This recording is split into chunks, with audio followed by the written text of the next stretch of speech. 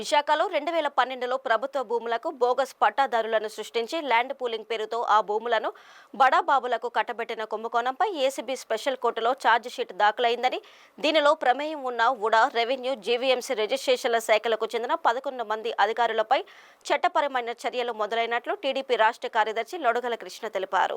విశాఖ జిల్లా టీడీపీ కార్యాలయంలో TDP Visakha parliamentary legal cell కార్యదర్శి గిరిధర్తో కలిసి ఆయన మీడియాతో మాట్లాడారు. మధురవాడ, రుషికొండ, ఎంవీపీ కాలనీ, పాండురంగాపురం ప్రాంతాల్లో ల్యాండ్ యూజ్ ప్లాన్ కు విరుద్ధంగా ఉడా ప్రైవేటు వ్యక్తులకు స్థలాలను అప్పనంగా దారపోయడాన్ని కూడా కోర్టులో సవాలు చేసినట్లు వెల్లడించారు. దీని వెనుక అప్పట్లో మంత్రులుగా ఉన్న ధర్మాన ప్రసాదరావు, బొత్స సత్యనారాయణ పాత్ర ఉందని ఆరోపించారు. లీగల్ సెల్ కార్యదర్శి గిరిధర్ మాట్లాడుతూ గజం ₹1,00,000 మార్కెట్ ధర ఉన్న పాండురంగాపురం సర్వే నంబర్ 1011లో కొన్ని ప్లాట్లను సృష్టించి కేవలం ₹118కు రిజిస్ట్రేషన్ చేయడాన్ని కోర్టు దృష్టికి తెచ్చామన్నారు. 10 సంవత్సరాల సుదీర్ఘ విచారణ జరిపి రీసెంట్గా ఏసీబీ వారి కోర్టులో ఛార్జ్షీట్ వేయడం జరిగింది.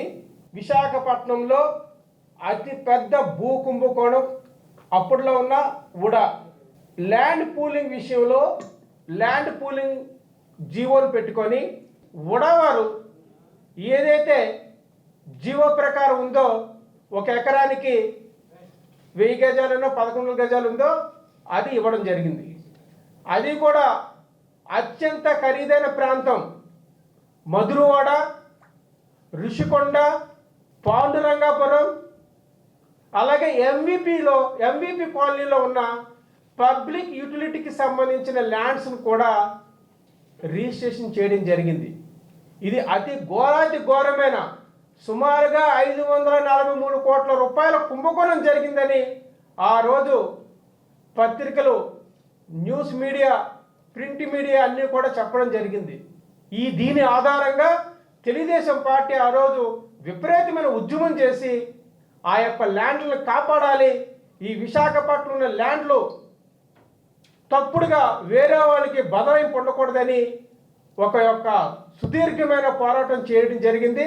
దానికి ఈరోజు మేము సఫలీకృతం అయ్యామని చెప్పి మీడియా ముందు మేము తెలియజేసుకుంటున్నాం. పాండురంగాపురం లేఅవుట్లో సర్వే నంబర్ 1011లో ఇలాగే పబ్లిక్ యూటిలిటీకి సంబంధించినటువంటివి, గ్రీనరీకి సంబంధించినటువంటి ఏవైతే కొన్ని ల్యాండ్ యూజ్ రెగ్యులేషన్స్ ఏవైతే ఉంటాయో మాస్టర్ ప్లాన్ ప్రకారం వాటిలో నుంచి తప్పించి కొన్ని భూముల్ని తయారు చేసి వాటిని ప్లాట్లుగా సృష్టించి గజం ₹118కి రిజిస్ట్రేషన్ చేశారండి. అక్కడ గజం ఎంత ఉందో అందరికీ తెలుసు. ఓకే, ఈరోజు కాకపోతే 10 ఏళ్ళ క్రితమైనా కూడా 60-70 వేలకు తక్కువ ఎప్పుడు అక్కడ లేదు. అలాంటప్పుడు ₹118కి ఒక గజాన్ని అక్కడ రిజిస్ట్రేషన్ చేయడం అనేటువంటిది జరిగింది.